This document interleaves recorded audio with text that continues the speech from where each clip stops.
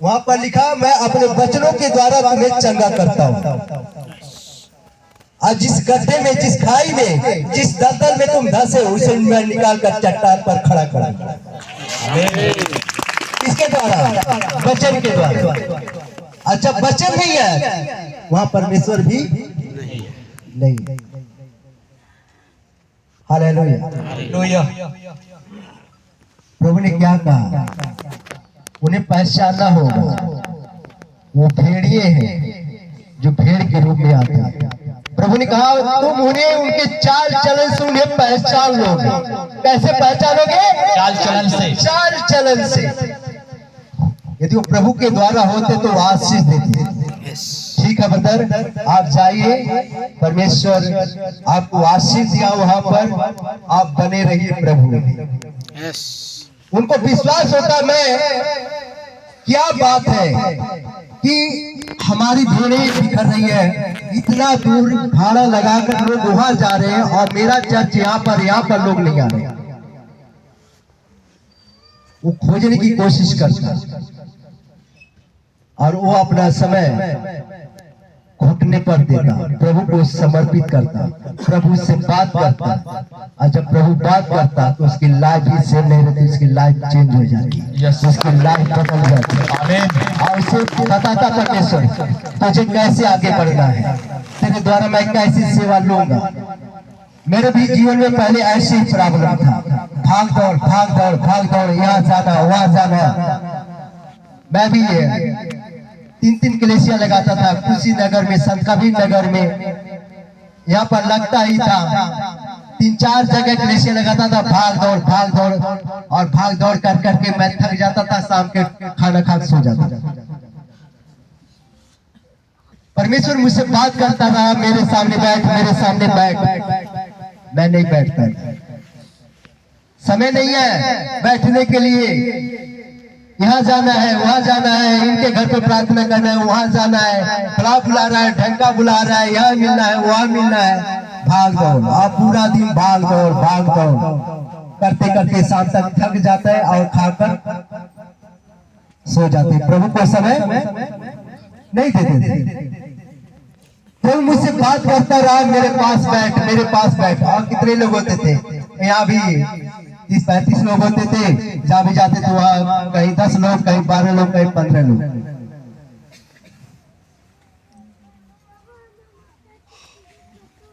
Hallelujah. जब मैंने प्रभु की आवाज को सुना और प्रभु के सामने बैठना स्टार्ट किया तो प्रभु ने मुझे सिखाना स्टार्ट किया। और प्रभु ने कहा, मैं तुझे आशीष दूंगा, मैं तुझे ब्लेस करूंगा। मेरे सामने बैठा रहा और उसने अपने वचनों का प्रकाशन देना स्टार्ट किया। और प्रभु ने जब प्रकाशनों को खोलना स्टार्ट किया, मैंने अपने आप को हलीम बनाया, अपने आप को जांचना स्टार्ट किया, मुझसे कहाँ गलती। मैं अपने फैमिली से, अपने कलेसिया वालों को बोला कि यदि मुझसे कहीं गलती हो रही तो मुझे बताओ कहाँ से गलती है, क्योंकि मैं नया मस्का बनना चाहता हूँ। आमीन। क्या बनना चाहता हूँ? नया मस्का। प्रभु ने इस वचन के द्वारा जब मुझसे बात किया, मैं मांग रहा था अपनी कलेसिया में कि प्रभु मेरे कलेसिया में भी अंधे देखे, बारे सुने, लंगड़े चले, कैंसर, ट्यूमर, पैरालाइज, 7 प्रकार के मरीज चंगे हो। जब मैं प्रार्थना कर रहा था, प्रभु ने मुझे वचन दिया, पुरानी मस्कों में नई दाखरस नहीं भरती। पुरानी मस्कों में नई दाखरस भरा जाएगा, वो फाड़ के रख देगा और दोनों नष्ट हो जाएगा। नई दाखरस नई मस्कों में भरते हैं और ऐसा करने से दोनों बचे रहते हैं। मेरे बेटे, मैंने जब समझने के लिए प्रभु से इसको पूछा कि प्रभु ये क्या है, फिर प्रभु ने बात किया, पुराने वस्त्रों पर नया वस्त्रों का पैबंद कोई नहीं लगाता। यदि आपका फटा पुराना कपड़ा है, न्यू कपड़ा खरीद कर उस पर लगाएंगे जोड़ने के लिए कि पुराना लगाएंगे? प्रभु ने बात किया, पुराने पैबंद पर नया पाबंद कोई नहीं जोड़ता, नहीं तो वो उससे खींच लेगा और पहले से ज्यादा फट जाएगा। अभी थोड़ा फटा है, नया जोड़ेगा और ज्यादा फट जाएगा, क्योंकि वो खींच लेगा।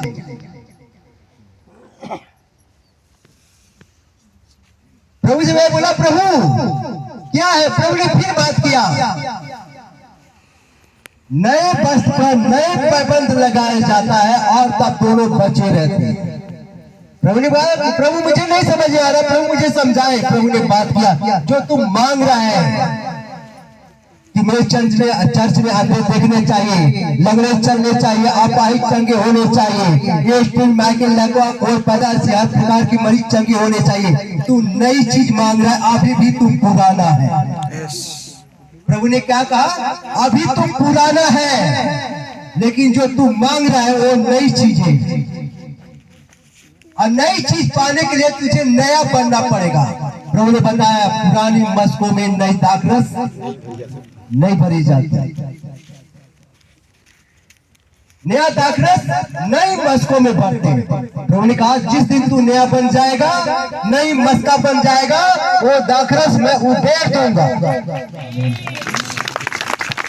और मैं अपने चर्च में कमांड किया कि मेरे अंदर कोई बुराई देखे मुझे रोको, मुझे टोको, मैं इस दलदल से निकलना चाहता हूँ। अपने आप को जांचना स्टार्ट किया, कहां से मुझसे गलती हो रही है। और धीरे धीरे ऐसे 6 महीना लगा। फिर परमेश्वर ने मुझे नया दाखरस दिया, और जब नया दाखरस दिया तो कैंसर, ट्यूमर, पैरालाइज ऑटोमेटिक चंगे होने स्टार्ट हो गए। अभी आपके सामने भाई क्या गवाही दे रहे हैं? इनकी आंखों में 12 साल से प्रॉब्लम था, और जैसे लेट प्रेयर हुआ यहाँ पर, तुरंत गए इनका चश्मा उतर गया। अभी आपने पिछले संडे में गवाही सुना होगा, एक लड़का, नौजवान यंग लड़का, जो जिसे दिखाई नहीं देता था, उसकी पूरी आंख खुल चुकी। वो 25 साल की लड़की आई है क्या, जो बचपन से बहरी थी, आई है क्या? नहीं आई। पैदाइशी 25 साल की लड़की पैदाइशी हो बहरी थी। जैसे लेट प्रेयर हुआ, उसका कान खुल गया। ये क्या है? नई चीजें हैं। और हम बड़बड़ा कर, किसी को गाली देकर, अपनी भड़ास निकालकर, या किसी को श्राप देकर ये चीजें हम हासिल नहीं कर सकते।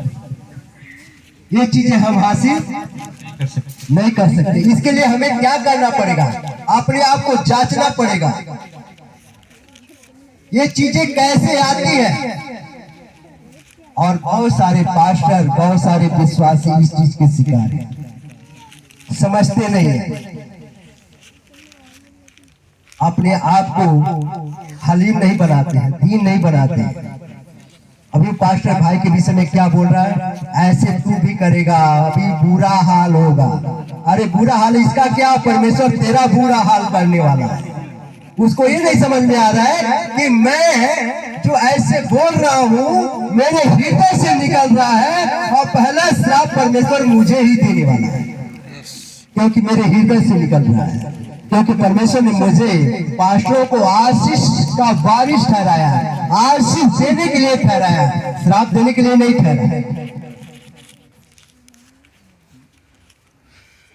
उसको तो खुश होना चाहिए कि अच्छी जगह दी। मैं भी कोशिश करूँ, मैं भी ये राज जाने की कोशिश करता, वो भी आता मिलता, पास्टर जी इसका राज क्या है?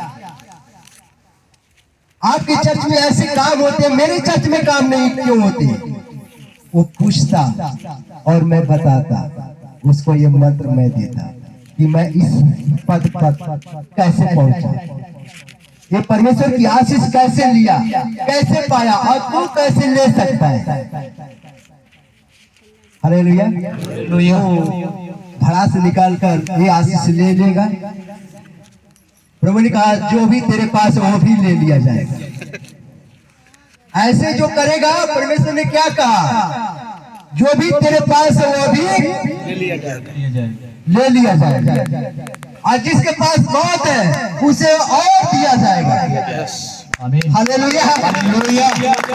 इस चर्च में आशीष है, परमेश्वर आशीष चर्च में और देगा। आमीन। क्योंकि मैं आशीष का वारिस आशीष दे रहा हूँ, इसलिए परमेश्वर इस चर्च में और ज्यादा आशीष देगा। आमीन। और जो लोग निकम्मे हैं, आशीष नहीं दे रहे, जो भी उनकी आशीषें अभी बची हुई है वो भी आशीषें परमेश्वर ले लेगा। आमीन। वो अपनी आशीषों को खो रहे हैं। कैसे खो रहे हैं? श्राप देकर, बददुआ देकर अपनी आशीषों को क्या कर रहे हैं? खो रहे हैं। हालेलुया। टेस्ट में जाएंगे, अगला टेस्ट। मास्टर जी, मैं हम लोग 7 जनवरी को 2025 में हम तीनों भाई गए थे। उनके क्या मीटिंग रखी गई थी, तो तीनों पास्टर आए थे। तो वो पास्टर देखे कि बहुत अद्भुत काम हो रहा है और इनके घर में सच में बहुत अद्भुत काम हुआ। वो जितने भी आए थे, परमेश्वर ने बहुत हीलिंग किया था और तीनों पास्टर बैठे थे। मैं वहां से जब हम लोग शाम को आए, ठीक है, तो मैं